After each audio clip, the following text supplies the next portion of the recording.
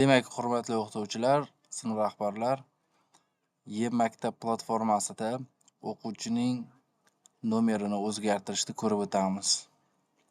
Avvalambor o'quvchini login paroli orqali shaxsiy akkauntiga tashrif buyuramiz. Undan keyin mening sinfim bo'limi mavjud. Mening sinfim bo'limiga o'tamiz va bu yerdan odamlar bo'limiga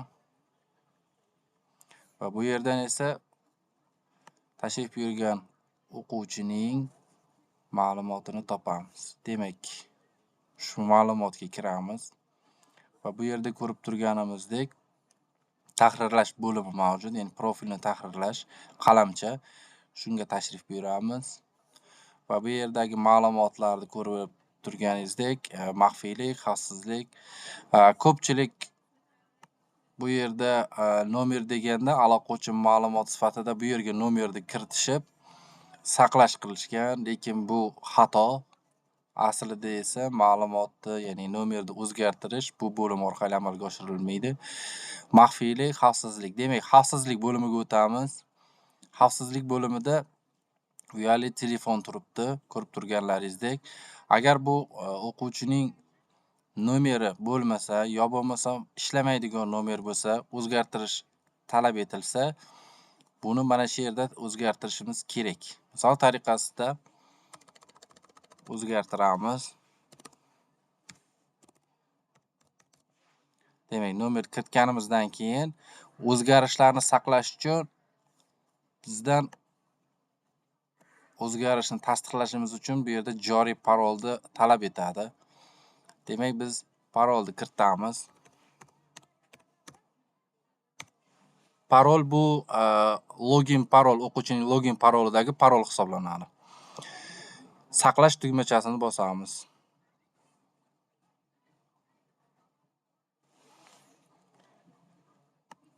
Demak, ko'rib turganlaringizdek kiritgan nomerimiz allaqachon foydalanib bo'lingan, ya'ni 5 ta o'quvchiga ishlatilinadi aslida nomer, ya'ni bitta nomer 5 tagacha shaxsga ishlatishimiz mumkin. Boshqa nomer kiritib ko'ramiz.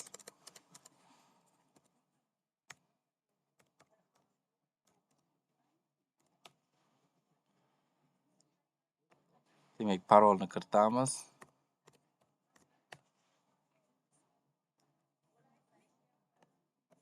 Saqlash qilamiz.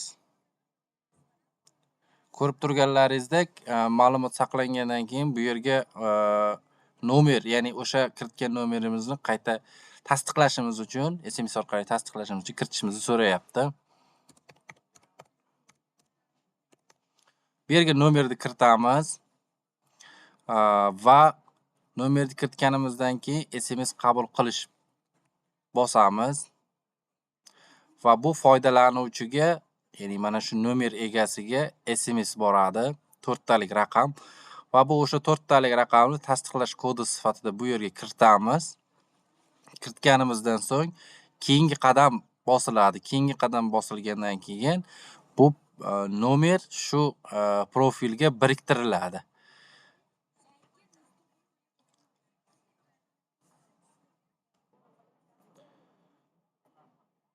Agar mana bu yerga e'tibor bersalaringiz, 1 daqiqa vaqt beriladi. 1 daqiqa vaqt ichida agar kodni kiritmasalaringiz, vaqt tugaydi va bu yerda keyin qayta jo'natish, kodni qayta olish bo'limi ochiladi. Yana qaytadan olishimiz mumkin.